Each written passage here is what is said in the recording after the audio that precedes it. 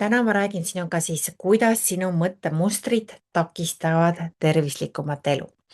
Nii et kui sa seda podcasti kuulad, siis sa ilmselt oled proovinud juba midagi oma kaalu muutuseks teha. Ehk siis võib-olla sa oled proovinud eri dieete, võib-olla erinevaid toitumiskavasid, võib-olla mänginud ChatGPT-ga, võib-olla oled teinud mingeid samme siis selleks, et jõuda sinna, kus kaal hakkab langema ja võib-olla see kaal ongi langenud mingile kohale ja ta ei lähe sealt alla. Nii et täna ma räägin sulle siis just sellest, et kuidas saada siis kehale signaal, et see kaal võib hakata langema. Ma arvan, et kui sa oled mind jälginud, siis sa tead seda, et ma räägin hästi palju, kuidas mõtlemist muutes asju teha, mõtlemist muutes raha saada, mõtlemist muutes kaalu langetada, kõiki neid asju mõtlemist muutes ja mõtlemine on väga-väga oluline, on ju, sest sinu mõtted loovad sinu tunded ja tegevused. Ja tihti minu juurde jõuavad naised, ükskõik mis vanuses nad on, me võime rääkida küll siin igasugustest vanustest ja et ainult siis ei saa kaalu langetada või siis ei saa langetada või siis juhtub mingi jama. Aga tegelikult on neil naistel, ka meestel, tihti see asi, et neil ei ole siis rahulikku suhet toiduga, mis näeb siis välja justkui pendel kahe äärmuse vahel. Kas olen tubli ja kontrollin end või lasen kõik minna, sest niikuinii ebaõnnestun. Jah, nii et nad panevad väga palju piiranguid endale peale ja võib-olla oled märganud ka seda, et võib-olla sinu tutvusringkonnas on inimesi, kes on loomulikult saledad. Nad on loomulikult saledad, nad on loomulikult heas vormis ja teised inimesed, kes jootavad või lihtsalt ongi väga suured, peavad minema kaalukirurgiasse ja võib-olla aasta-kahe pärast on suured tagasi, on ju, kui nad siis ka kaalu langetavad. Millest see tuleb ikka see sisemine muutus? See sisemine muutus on niivõrd oluline. Mul oli aastaid tagasi üks väga tore assistent, kes oli tööl siis kaalukirurgia tegelevas ettevõttes ja tema roll oli siis just nõustada neid, kes on huvilised. Ja ta ütles, et ta ei suuda seda teha, sellepärast et teab, et seda saab ka teistpidi teha, sest et inimesed, kes tulevad sinna, nende mõttemustrid viivad need tagasi varsti sinna kohta, kus nad olid. Väga väike osa tegelikult jääb siis saledaks, ehk siis on edulugusid, aga see tuleb ka läbi selle, et see inimene on muutnud ka mõttemustreid. Ja ma täna mõtlesingi, ma räägin siis, et mis see tervislik, esimene asi ongi ju tegelikult kaalu jälgimine, et üldse tervislik olla, sa ei pea jooksmas käima ega kõndimas.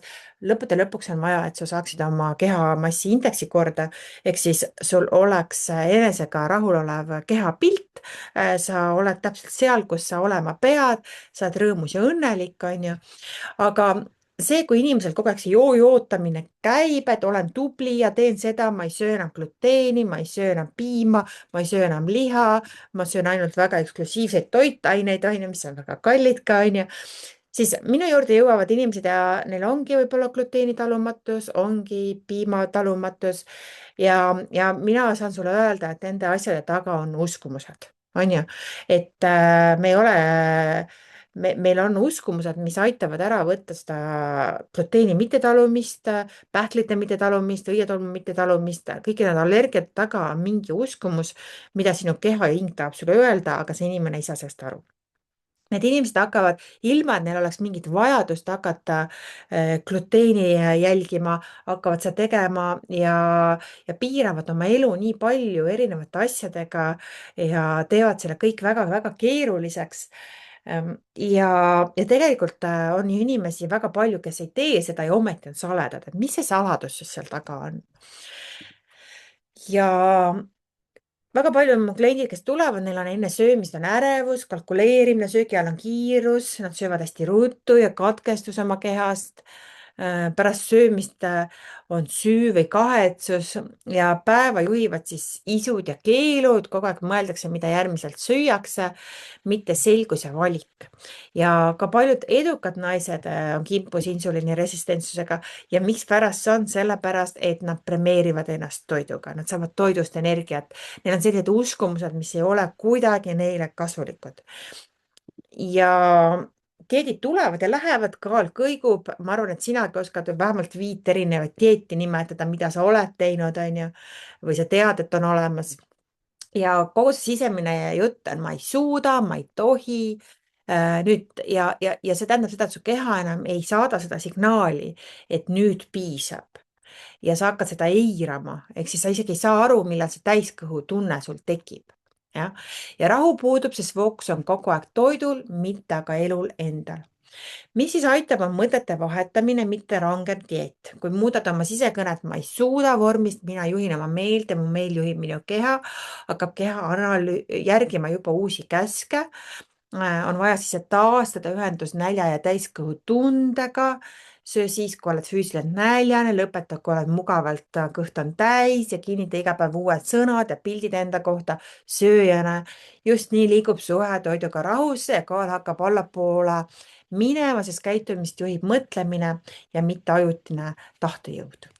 Nii et mul on olemas ka Think Thin, et mõtlemist muutes peenikeseks membership on ju, kus ma aitan seda ja sina saad kohe praegu alla laadida minu toidupäeviku, kus ma jälgisin oma kaalu, sain aru, hakkasin sellega tegelema ja mu kaal hakkas väga ruttu muutuma, nii et sa võid täiesti lugeda, mis on need mõttemallid, mida mina muutsin, võib-olla siin midagi kõnetab, mine www.thinkthin.ee ja täiesti tasuta lae sa alla, loe seda teekonda. mina 4 lapse emana hakkasin siis kaalu nihutama ja mis harjumusi ma hakkasin juurde võtma, sest tegelikult sa võid ka mingeid harjumusi endale lisada, aga see kõik ei hakka niimoodi tööle nii lihtsalt ja kergesti, kui sa ei muuda oma käitumist ja mõtteid, on ju, ja kõik läheb tagasi jälle mõtete juurde, on ju. nii et mis mõtted need peavad olema, tule ja lae see endale alla ja sa võid mulle ka meilile vastu kirjutada, mis sind sealt kõnetas kõige rohkem, on ju. Ja ma loodan, et see toob sulle arusaamist ja aitab sind siis välja sellest kaalu jootamisest, on ju, sellepärast, et sa väärid seda. Tšau.